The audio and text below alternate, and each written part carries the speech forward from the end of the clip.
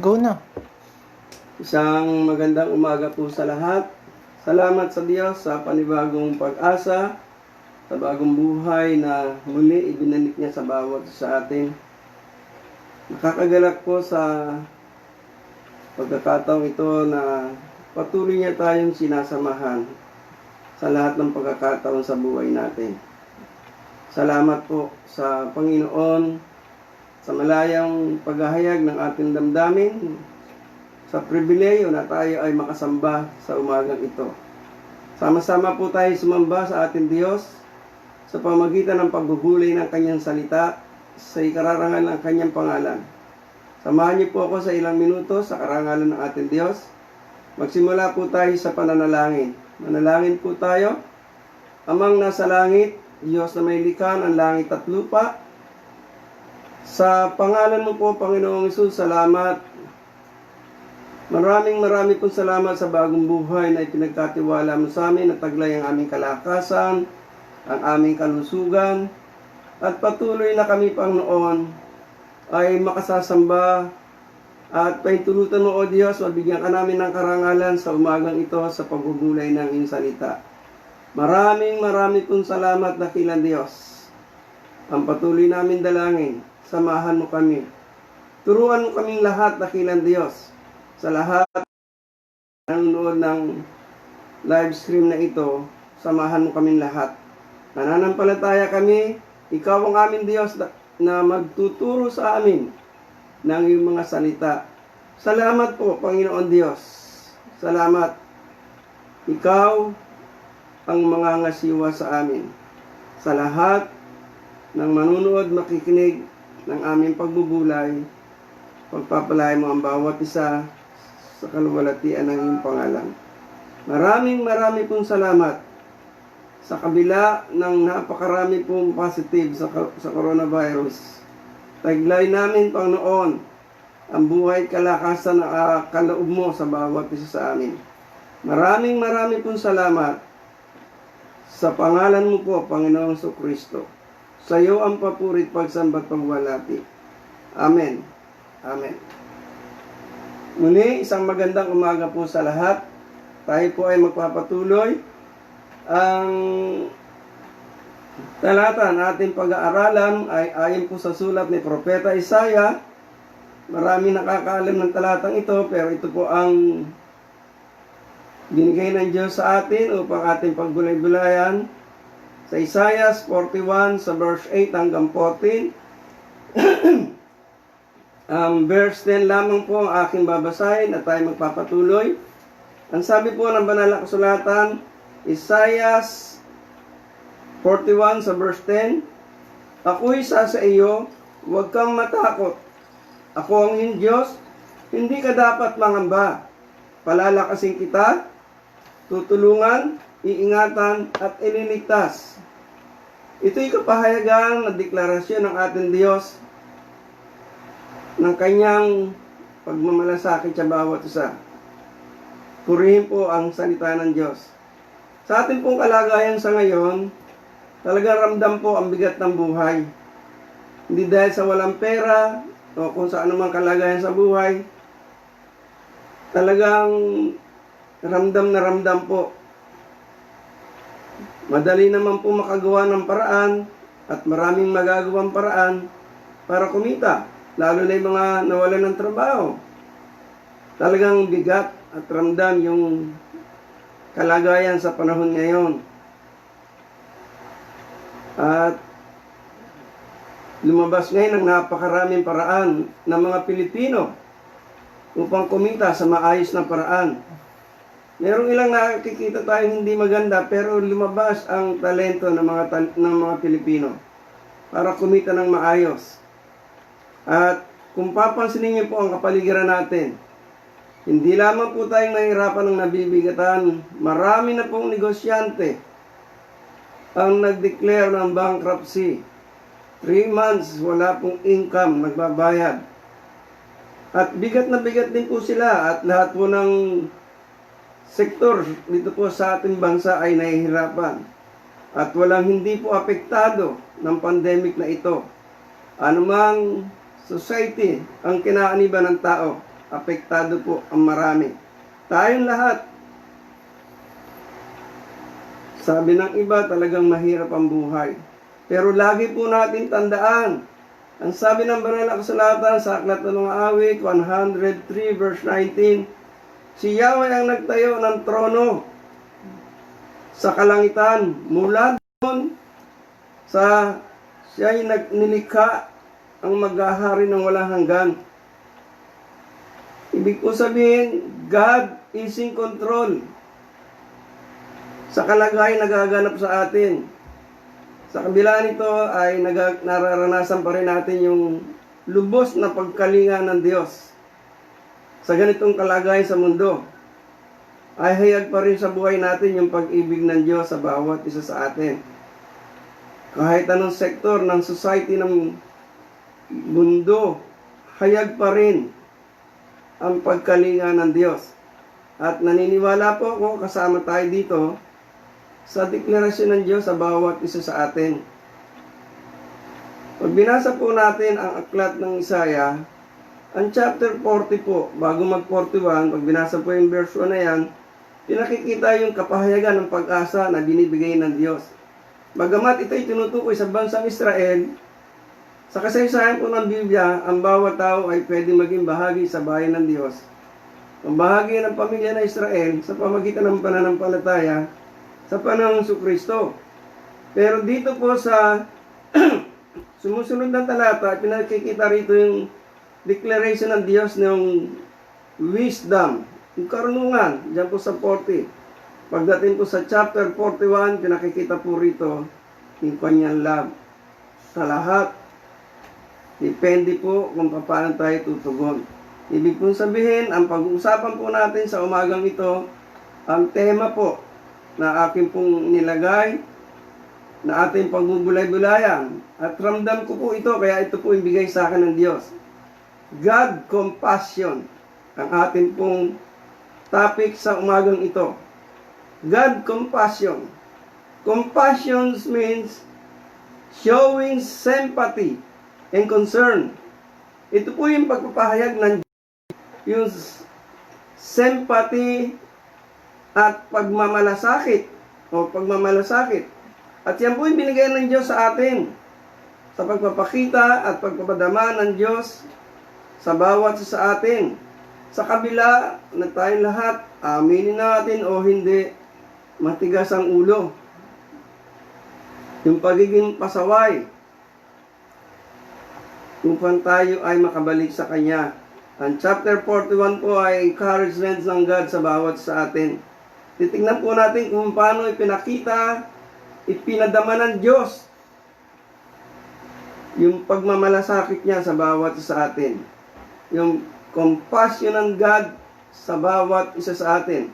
Lalo na tayong nagsasabing tayo mga Kristiyano. At ito po ang tatlong bagay po ang pag-usapan natin. Sa bagay na ito, yung compassion ng Diyos sa bawat isa sa atin. Ang una po, sa compassion ng God. Ang sabi po sa verse 8, sa Isaiah 41, verse 8 and 9, sa 48, sabi, ikaw ang aking bayan, aking hinirang. Sa verse 9 po, yung B, ikaw ay aking lingkod, pinili kita, hindi itinakwil. Isang pribileyo po ito na makita natin Ang unang bahagi po nito, pag-uusapan natin, God choose us. Pinili ka ng Diyos. Tayo ay pinili ng Diyos. Di ba ito nakakatuwa? Ano ba ang meron tayo para piliin ng Diyos? Meron bang anong katangian meron tayo? Lahat naman tayo puro pasaway. Wala naman taong hindi pasaway kasi ang iba nakikita ang pasaway. Pero yung mga nakatago, hindi natin nakikita, pero kita ng Diyos. Paano tayo magiging masasabing bayan ng Diyos? Ang aking lingkod, pinili kita, hindi itinakwil. Ito yung mga katotohanan na sabihin natin yung compassion ng God sa buhay natin kahit tayo ay pasaway sa buhay natin ito. Una, tignan natin kung paano tayo naging bayan ng Diyos. Ayon po sa Efeso chapter 1 sa verse 13. Kayo may naging bayan ng Diyos matapos ninyong marinig ang salita ng katotohanan ng magandang balita na nagdudulot ng kaligtasan. Sumampalataya kayo kay Kristo, kaya't pinagkaloob niya ang Espiritu Santo na ipinangako ng Diyos bilang tatak ng pagkahirang sa inyo. Di ba, pansin ninyo, panahon pa ni Propeta Isaias, ang fulfillment ng prophecy ni Isaiah sa panahon ng ating Panginoon Jesucristo hanggang sa ngayon. Sabi ng Biblia, kayo may naging bayan ng Diyos. Ang pinagsasabihan ni Apostol Pablo dito ay mga mananampalataya sa Efeso at sa lahat sa buong mundo. Lahat ng totoong mananampalataya sa ating Panginoon Jesucristo. Kayo may naging bayan ng Diyos matapos ninyong marinig ang salita ng katotohanan, ang magandang balita na nagdudulot ng kaligtasan. Kayo'y sumampalataya kay Kristo. Kaya't pinagkaloob sa inyo ang Espiritu Santo na pinangako ng Diyos bilang tatak ng pagkahirang sa inyo. So, di ba napakabuti ng Diyos sa kabila ng lahat ng ito sa pamagitan ng ating pagkarinig ng mabuting balita at sumampalataya tayo sa Panginoon Jesucristo. Naging bayan tayo ng Diyos at hinirang sa pagkahirang niya. The Holy Spirit dwell in us. At yun ay katibayan ng Diyos. At napakasarap. Ito yung compassion ng God sa kabila ng ating napakaraming pagkukulang. Hindi lamang po bayan ng Diyos at napakahalaga. Sa panahon nyo hindi kasi laging pinag-uusapan ba yung pagiging Kristiyano. Ito po yung katotohanan dito. Hindi lamang po bayan ng Diyos, kundi lingkod ng Diyos o God's servant. Ang sabi po sa Isaiah 48:9, sino sa inyo? Ikaw ang aking lingkod. Sinabi ko sa inyo, ikaw ay aking lingkod. Pinili kita, hindi itinakwil. Sinabi ng Diyos yan sa Israel, pero sinabi doon sa Efeso, dahil sa pakikinig ng mabuting balita at sa pananampalataya sa Panginoon Jesucristo, tayo'y pinili ng Diyos at ibinigay yung pangako ng tatak ng banal na Espiritu Santo. At yun po isang maganda na makita natin. Nakakatuwa na makita natin, hindi lamang po tayo pinili na maging bayan, kundi pinili tayo maglingkod. Hindi tayo pinili para magsimba, umuwi, magsimba, umuwi. Manalangin, tumayo, umalis, lumakad. Ang isa sa pagkatawag sa atin, isa sa pagkapili sa atin ng Diyos, hindi lang maging bayan niya, kundi maglingkod sa Diyos. Sabi sa Isaiah 41 verse 9, yung binanggit na yan. Ang sabi po sa Isaiah 49:3, sa wikang Banyaga, sabi po, He said to me, sinabi po ni Prophet Isaiah yan, you are my servant. You will bring me glory. Nilinaw po ito sa 41, ang sinabi ko sa inyo noon, ikaw ang aking lingkod. Pinili kita, hindi tinakwil. Pagdating po sa Isaiah 49 verse 3, He said to me, you are my servant, and you will bring me glory. Ibig po sabihin, nung ginawa tayo ng bayan ng Diyos, kahit anong nakaraan sa pagkatao natin, hindi yun ang tinignan ng Diyos. Nung sumampalataya tayo, ang tinignan ng Diyos, yung ginawa ng Panginoon Jesucristo. Nung ang tinitingnan ng Amang nasa langit, yung accomplishment ng ating Panginoon Jesucristo sa krus ng Kalbaryo. At doon tayo ay naging karapat-dapat. At sa pagkapili niya sa atin, ginawa niya tayong servant to bring glory. Mabigyan ng kaluwalhatian ang ating Diyos. Maliwanag po ito. Ito po yung isang bagay na katotohanan. Hindi tayo basta naging Kristiyano. O yes, naglilingkod tayo. Iba-iba ang paraan ng paglilingkod ng tao. Pero sa anumang uri ng paglilingkod, dapat nagbibigyan ng ang Diyos, hindi ang sino man sa atin. Pangalawa po, ang unang pinag-usapan po natin, God chose us. Tayo ay pinili ng Diyos. Ang pangalawang compassion ng Diyos na makikita natin at nararanasan natin lahat, God's care. Yung pangangalaga ng Diyos sa atin lahat. Ang sabi po dyan sa Isaiah 41 verse 10 hanggang 12, o verse yung talatang ito, ako'y isa sa inyo, yung verse 10 lang po binasa ko eh. Huwag ka matakot, ako iyong Diyos, hindi ka dapat mangamba. Palalakasin kita, tutulungan, iingatan, ililigtas. Ito ang provision ng Diyos sa pangangailangan ng bawat isa sa atin. Anong pangamba ng maraming tao? Yung takot sa COVID-19. Pero yung ginagawang mali, hindi natatakot. Alam nyo, yung pangamba natin yan, tama lang. Pero tandaan natin, pagka nadamay tayo dyan sa COVID-19, mamamatay lang tayo. Eh lahat naman mamamatay. Pero sa pagka hindi tayo natakot gumawa ng kasalanan, ang kamatayang mararanasan ng tao wala hanggan doon sa impyerno. At ito yung sa magandang makita natin, kung ano yung ipinakikita ng Diyos na care niya sa atin. Sabi, hindi tayo dapat mangamba. Ang pinakita niya ho dito, alisin natin yung pangamba. Then palalakasin kita, tutulungan kita, iingatan, at iniligtas. Tanong natin dito sa atin lahat Sino ba ng kalakasan mula sa Diyos? Imagine niyo ilang buwan na yan, lalo na nasa bahay lang. Hanggang ngayon, malakas pa rin tayo. O sabihin natin yung mga nagkaroon ng COVID-19. Pero ngayon, pansin nyo, malakas na kayo. At paano tayo tinulungan ng Diyos? Araw-araw kumakain tayo.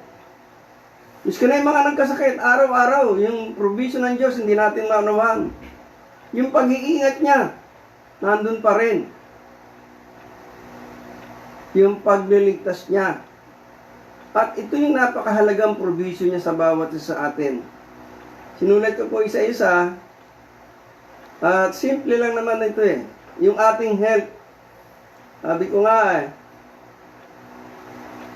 yung bakit yung ingat na huwag mahawa na mga nurse, doktor, pero inaabot pa rin ng COVID-19. O yan sabihin natin, pandemic na ng virus na yan. Maraming pulis nagkaroon ng virus. Pero karanasan po sa aming pamilya, yung mga nag-alaga ng mayroong virus, nas marami sa kanila, taglay pa rin nila yung yung natin ma-maintain yung kalusugan. Bawal lang nakasimangot Dapat laging masaya. Alam niyo, pag dinamdam ho ninyo lahat ng problema sa mundo, mamumblema ka, sasakit ang ulo mo, epektado lahat ang buong pagkatao mo, mamamatay ka talaga. Hindi mo mararanasan yung health. Alam niyo, sabi po ng Biblia, sabi ni Haring Solomon sa Kawikaan, chapter 17, verse 22, ang pagkamasayahin ay mabuti sa katawan. Ang malungkutin, unti-unting mamamatay. Sikreto ang gamot Kahit wala pang cure, ang sikreto ay pagiging masiyahin. Ang problema ng iba, konting karamdaman, iniisip na kagad, baka mamatay na ako. Ang sikreto, pagiging masiyahin.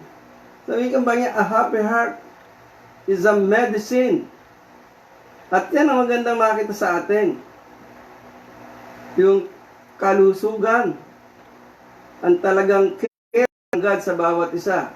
Ngayon kung nagkakasakit tayo, maaaring kapabayaan natin, or talagang sabihin natin, ang pollution. Pero kaya pa rin labanan ng pollution. Ang bigay ng Diyos na ay kagalingan, no? Pagka masiyahin ay mabuti sa katawan. Kasi alam natin pagka masaya, lumagalaw lahat ng ating nerves. Gumagalaw lahat yan pagtawa ng tao, pagka masaya. At yan ang isang katotohanan. Sabi ng Bible yan, ang pagkamasiyahin ay mabuti sa katawan. Ang malungkutin, unti-unting namamatay. Pasin niyo yung matatanda, nag-iisip. Kaya pagiging malungkutin, nadadali ang buhay. Pero yung matatanda, kahit may edad na, basta't masiyahin, nadudugtungan ang buhay. Andun yung sagot na care ng God. At hindi lamang yung health, yung maintenance natin sa araw-araw. Yung pangangailangan natin sa araw-araw, ang provision ng Diyos. Pag sinabing maintenance, lahat ng kailangan natin kayang ibigay ng Diyos. Walang hindi kailangan natin hindi kaya ibigay ng Diyos. Kahit na ikaw pang may sakit. Nakakapagtaka nga minsan bakit may dumarating sa imbiyayan, hindi mo alam kung bakit Provision ng Diyos yan At yan ang maintenance pangailangan sa araw-araw. Marami nga dyan, walang trabaho, pero nabubuhay. Ang nakakatuwa, sa maraming trabaho, kung sino yung walang trabaho, siya yung maraming bisyo. Pero alam mo natin na hindi tama yon. At maraming klaseng bisyo dito sa mundo ngayon.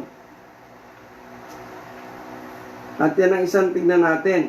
Pero tandaan po natin, ang provision ng Diyos, yung care niya sa yung maintenance sa buhay natin araw-araw. Pagkain, malinis na hangin, malinis na bagay sa buhay, bibigay lahat ng Diyos sa atin yan Hindi nga natin alam kung bakit tayo nakasusurvive. At yan ang maintenance ng Diyos sa buhay natin. To glorify God. Ang nakita pa natin care ng God sa atin, yung protection. In any situation in our life, God protects us. Because God is in control in everything. Sa lahat ng bagay, kontrol ng Diyos ang mundo. Kontrol ng Diyos. At alam niyo, yung pagkakaroon ng ganitong quarantine, halos lahat ng balita, pati yung balita ng 2019, binabalik-balikan ko yung kalagayan nangyayari sa Pacific Ocean. Barko ng China, barko ng Japan, barko ng US, mga warship yan, nagsasalubong.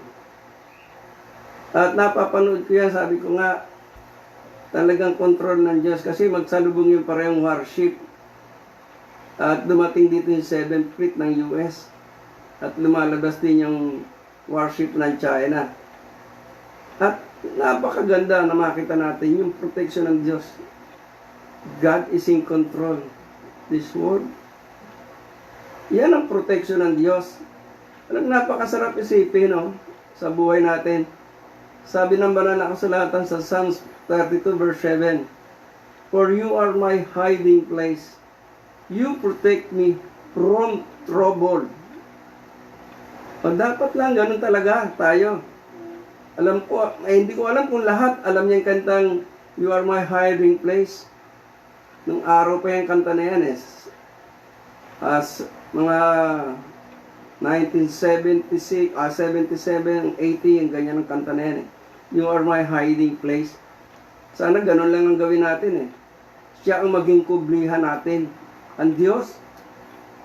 At yan ang kailangan natin, hindi yung mga tao o yung kakayanan natin, kung anong meron tayo. Kung ano yung sinabi ng Psalms 32 verse 7, For you are my hiding place. You protect me from trouble. Nasa panahon tayo ng trouble ngayon, ng pandemic. Pero, iingatan tayo ng Diyos. At yan ang compassion ng God sa atin. He care us. So ikaw po ay nasa pangangalaga ng Diyos. Tayo ay nasa pangangalaga ng Diyos.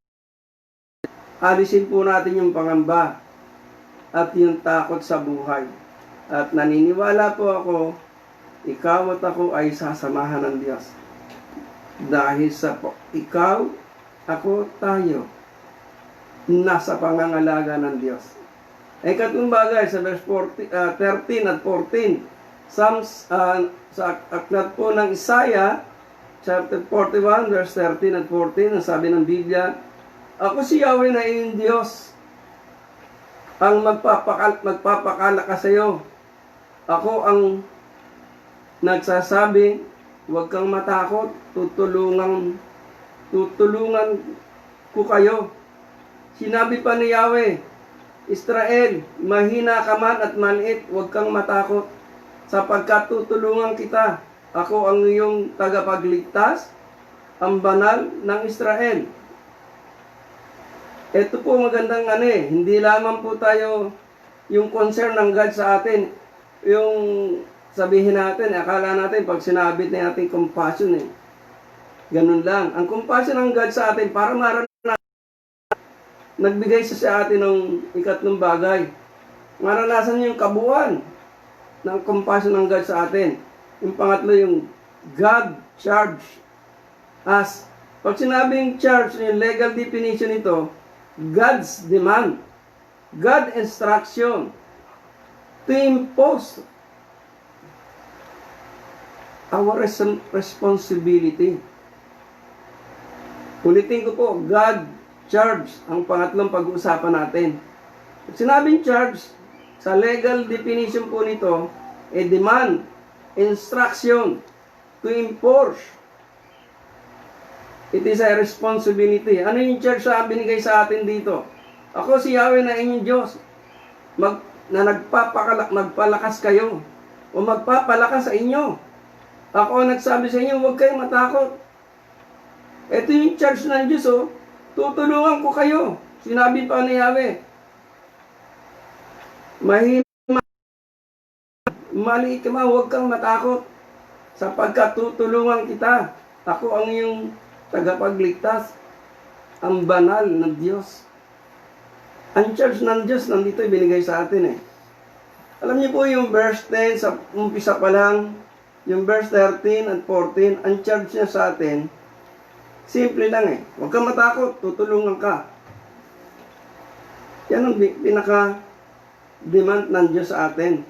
Yan ang instruction ng Diyos sa atin. Don't be afraid, ang sabi ng Diyos. Yan ang instruction niya sa atin. Yan ang charge niya sa bawat mananampalataya at kapahayagan ng compassion niya sa atin yan. Maramdaman natin yung kanyang sinabi. Mula dito sa tatlong verse na ito, kitang-kita natin yung verse 10, yung verse kanina na 13 and 14, bawat isa yung binanggit dito. Huwag kayong matakot. At yan isang napakahalagang bagay sa buhay natin. At sa verse na yan, maraming uri ng takot ang tao. Kaya sa pahayag dito, yung care ng God, talagang yan ang pangangalaga ng Diyos sa atin.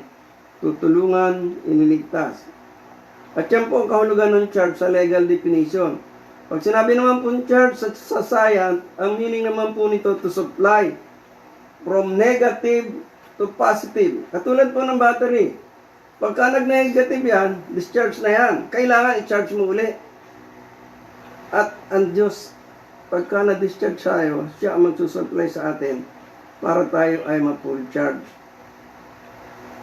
Ang meaning po ng charge in science, to supply from negative to positive. Ulitin ko po, tulad ng baterya. Pagka na-discharge ang battery, kailangan mong i-charge at merong kalakasan muli. Ganun po ang instruction ng Diyos sa lahat, sa bawat isa sa atin. Ang liwanag po ng pangako ng Biblia. Ang sabi po sa 2 Timothy chapter 1, madalas ko pong binabanggit ito For God has not given us a spirit of fear and timidity, but the power of love and self-discipline. Tatlong bagay binigay sa atin ng Diyos eh. God has not given us a spirit of fear, but of power, love, self-discipline. Bakit hindi magtagumpay o hindi mapagtagumpayan ng marami? Yung takot. Ano ang kailangan natin gawin? Manampalataya tayo sa Diyos.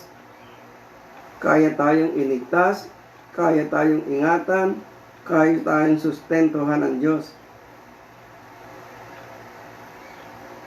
Kasi alam ng tao ito ng mga Kristiyano, yung verse na ito, 2 Timothy chapter 1 sa verse 7. Nananampalataya ka ba na sinabi ng Diyos na ito, ang binigay sa iyo ng Diyos, kapangyarihan, pag-ibig, self-control? Kung nananampalataya ka, pangahawakan mo ito, hindi ka dapat matatakot. Manampalataya kang iingatan ka ng Diyos, manampalataya ka, natutulungan ka ng Diyos, manampalataya ka, ipuprovide ng Diyos yung lahat ng kailangan mo. Kailangan natin lahat. Whatever, kahit anong sitwasyon, sa kasaysayan ng Biblia, ang lahat ng Bible character, pinagdaanan lahat ang hirap ng buhay. Kasi pagka may takot ang tao, mahirap umusad. Papasok ang double-minded. Nawawala ang pananampalataya. Mananaig ang takot. Tandaan po natin, kailangan talaga pananampalataya. To claim this 2 Timothy chapter 1 verse 7. Dapat malagay sa puso natin lahat. Faith is a life. Ang ibig ko pong sabihin, sa araw-araw pinamumuhay ang pananampalataya. Ang sabi po dito ng Panginoon diyan babalik natin sa Isaiah 41:10 Sabi ng Biblia, don't be afraid or don't be discouraged. I am your God. Napakasimple, no? Sa verse 13, don't be afraid. I'm here to help you. Sa verse 14, don't be afraid. I will help you. I am the Lord, your Redeemer. Grabe, no?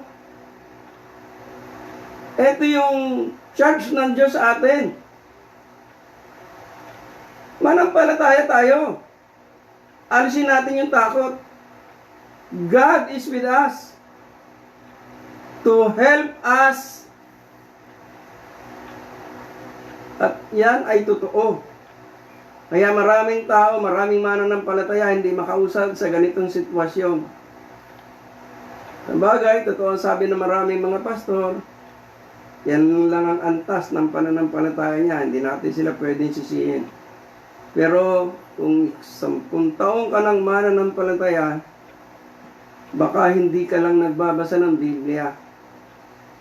Amin ka lang ng amin sa mga sinasabi ng pastor, pero walang alam sa Biblia. Ibig pong sabihin, tayo po kapatid bilang isang taong nananampalataya sa Diyos. Ito yung church ng God sa atin, no? Isaiah 41:10, don't be afraid, for I am with you. Don't be discouraged, for I am your God.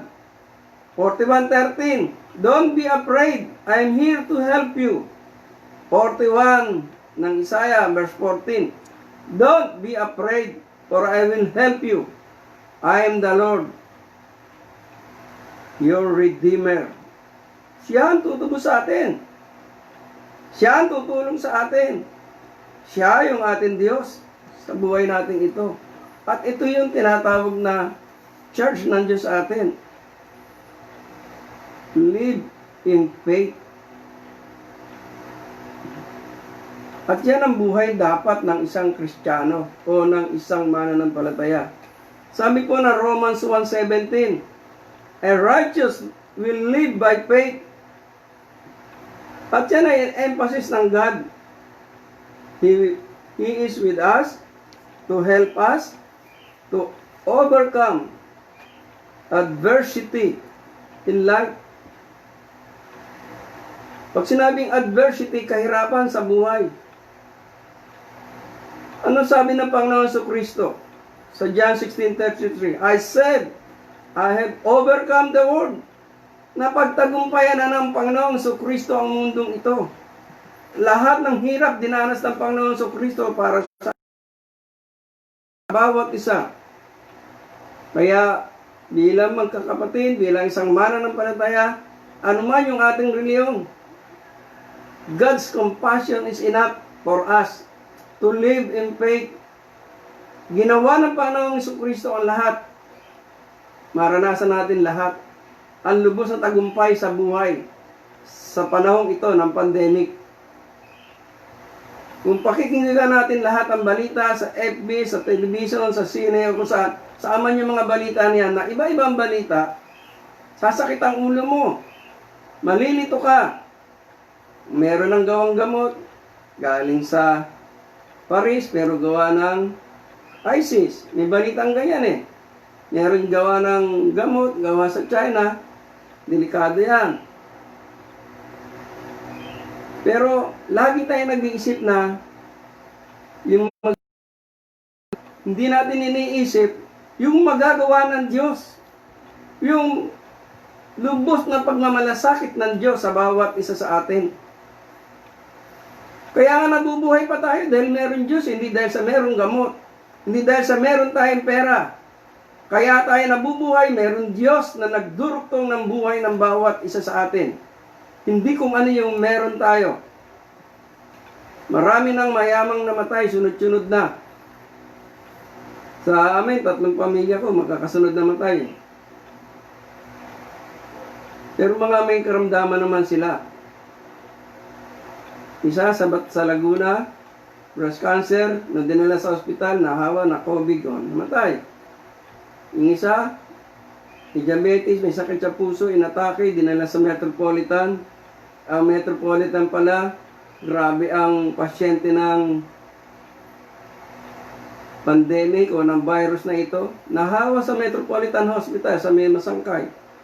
Isang araw lang, namatay.